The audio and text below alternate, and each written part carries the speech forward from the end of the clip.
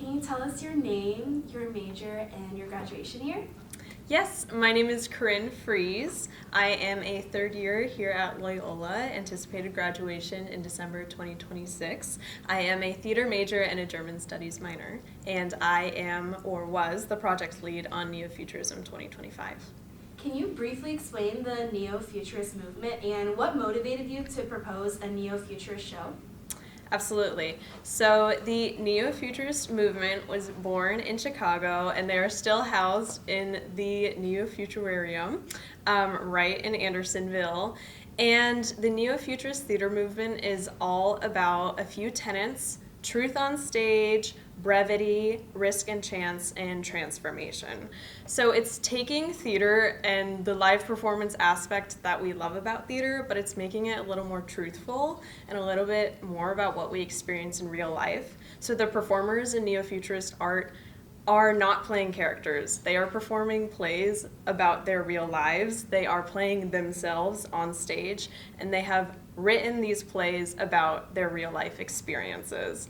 And these plays can often take the form of 2-minute plays, a 5-second play, a 4-minute play. That's what they call an epic. That's like a really long one. The neo-futurists have different formats, but the one I'm referring to they call the Infinite Wrench.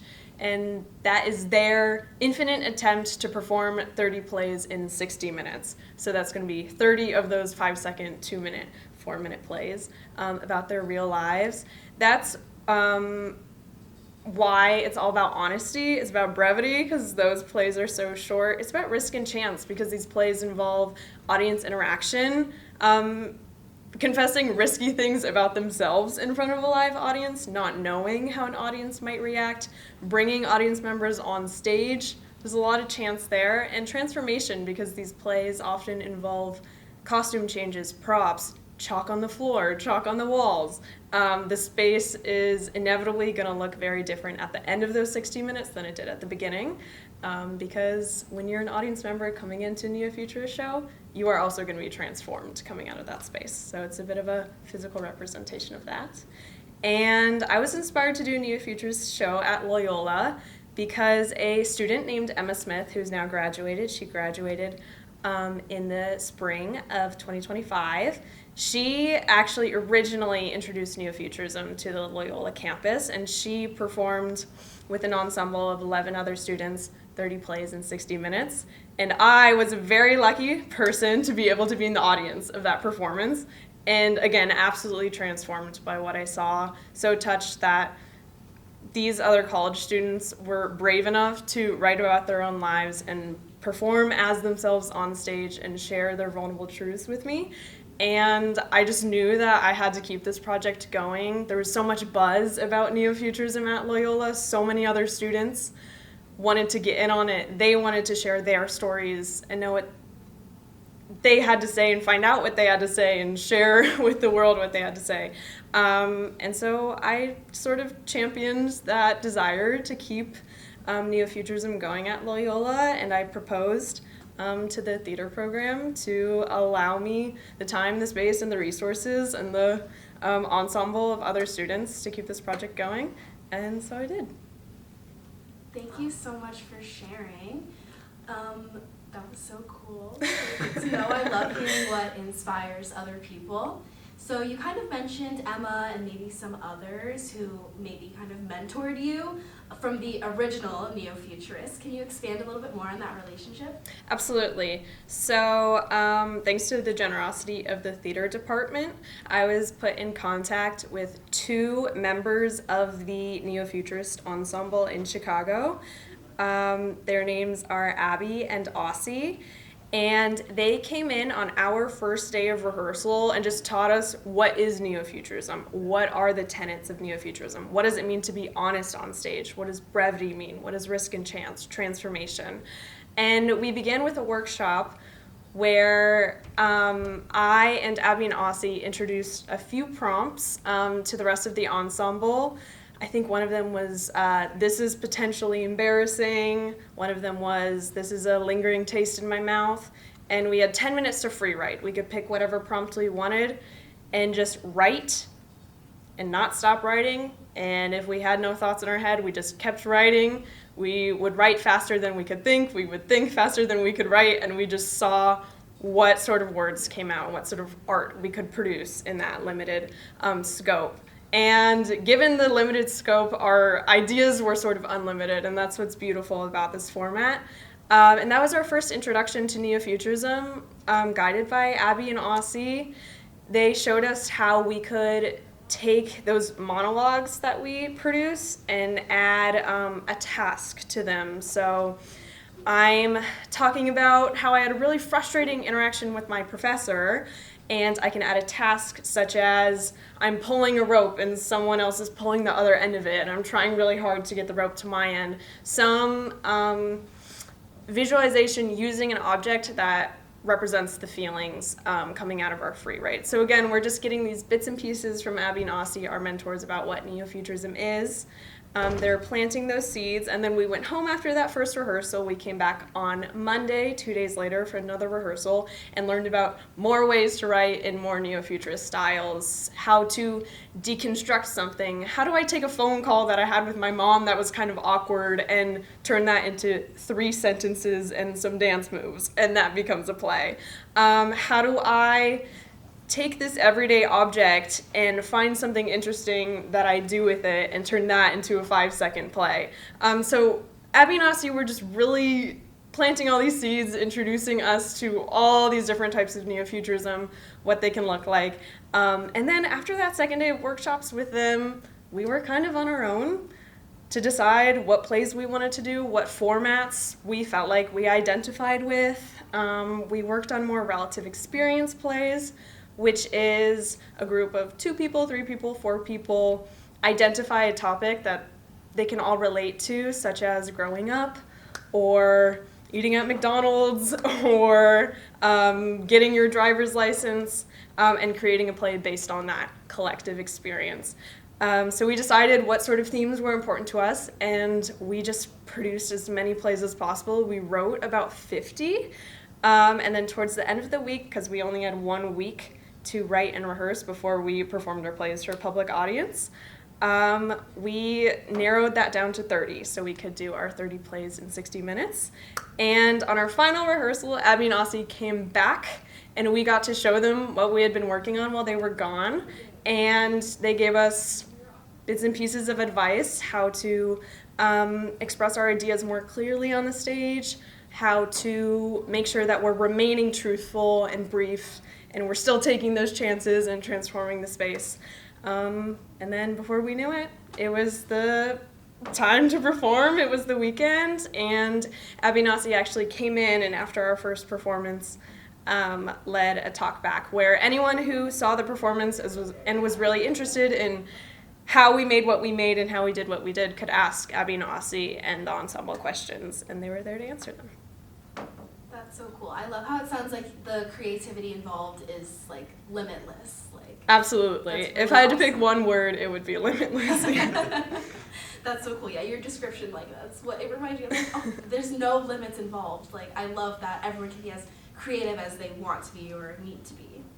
So you were kind of like the catalyst for bringing this to Loyola and like making sure it would happen. What did you learn from leading an ensemble cast in such a collaborative show? It's a great question. Well, what I learned mostly is that Loyola students are fantastic, and if you just give them the stage, they will give you a show. Everyone has so much to say. We are all living our lives every day. We are all exposed to such varying levels of experiences and cultures and identities all the time. Like, we all have material to write about. There's no doubt about that. It's just about sort of giving people a reason to share what they already have to say. I used to be so intimidated about the thought of writing a play, and now I can sit here and say I helped a group of people write 50 of them. It really is that easy. You just tell people their work's important and that their ideas are valuable, and like I was amazed at what we could do. The collaboration was the easy part. Putting people in groups, helping them write plays that they wanted to write, but really they wrote themselves because the students were so motivated.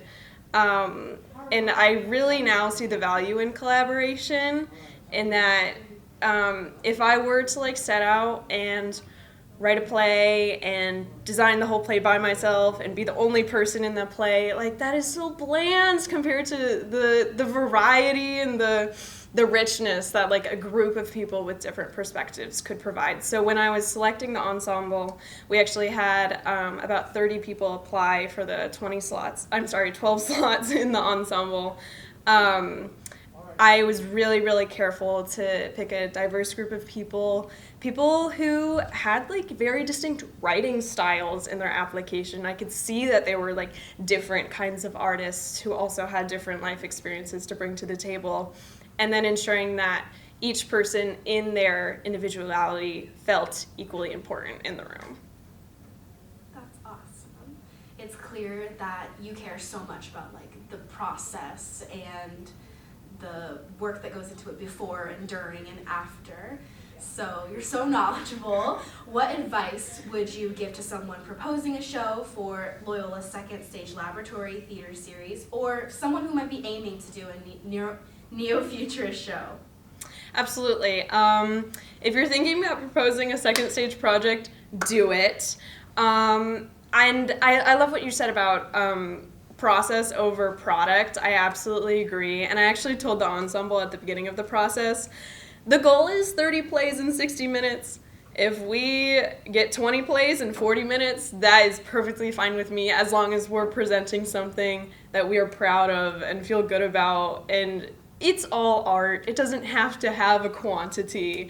I think if you're proposing a project for the second stage, be ready to be a leader. Be ready to be brave enough for the whole group before they can be brave enough for themselves.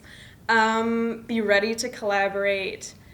Have the understanding that we are limitless as a collective, but as an individual you are limited, and you do need other people to sort of reach the limitlessness that art can provide for you. Be creative. Yes, you can write a play and produce a play, but you can also experiment with the definition of what a play is, as Neo-Futurism does. Maybe you've learned about something in a class that really intrigues you. Try putting it on its feet. Try getting other student collaborators to come in and create art with you. I had such a positive experience doing the second stage project. I actually just proposed another second stage project to produce in my final semester, where in one of my theater history and literature courses, I learned about absurdism, which is this very peculiar and particular genre of theater. Plays like Waiting for Godot, which you might have heard of, belong to that genre. And I wanted to see what absurdism might look like today, because this genre was born around the 1950s. And it's a very pessimistic genre, so I also wanted to see if we can make it optimistic, make it a little more hopeful about life, still honor what that genre is and how the words in that style look, while also adding like a contemporary and positive aspect to it. Completely experimental. I don't even know if it's possible to do, but I'm really excited to work with other students on it, find other people who are passionate about it, and just see what we make. And if the idea changes halfway through the process, that's okay too. It's about the journey. I love that. Like we said earlier, like the process over like the product. Absolutely. Is what's important. Absolutely. So how do you think that this project and your overall experience in engaged learning have shaped your goals for the future, either here at Loyola or post-grad in your life?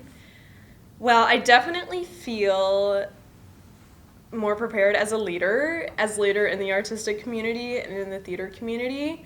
I've seen how easy it is to make people feel seen and to give people a platform to feel seen. I think that engaged learning in general reminds us that like we're getting an education for a reason. There are real world applications to the people that we're becoming in the classroom and in this university. And I think I will carry the skills I gained from Neo-Futurism 2025 with me for the rest of my life. I mean, I learned how to address an audience of 50 people with a pre-show address. I learned how to plan a 3.5-hour rehearsal that I had to lead by myself. I learned how to suddenly pivot a rehearsal to Zoom because people were getting sick. It really, really challenges you. Engaged learning and second stage projects, they force you to like live in the wild, wild west a little bit, and you're not in the safety of the classroom all the time. And you have mentors you can reach out to, but you are given the opportunity to sort of independently find your way to solutions, and that is super valuable. And I kind of feel like I'm capable of anything I put my mind to now. Whether that's like, let's make this new discovery about art and theater and what that can be, or let me help this person who wants to become a playwright but isn't so sure about themselves, like realize that they can do that and that they are capable. Yeah, the Wild Wild West is a very good place. That's awesome. I think it's so important to have formative experiences like these in a place like this before we go out to the real world and need those same types of skills. Thank you so much for sharing your engaged learning story with us today. Yeah, thank you. Okay, great.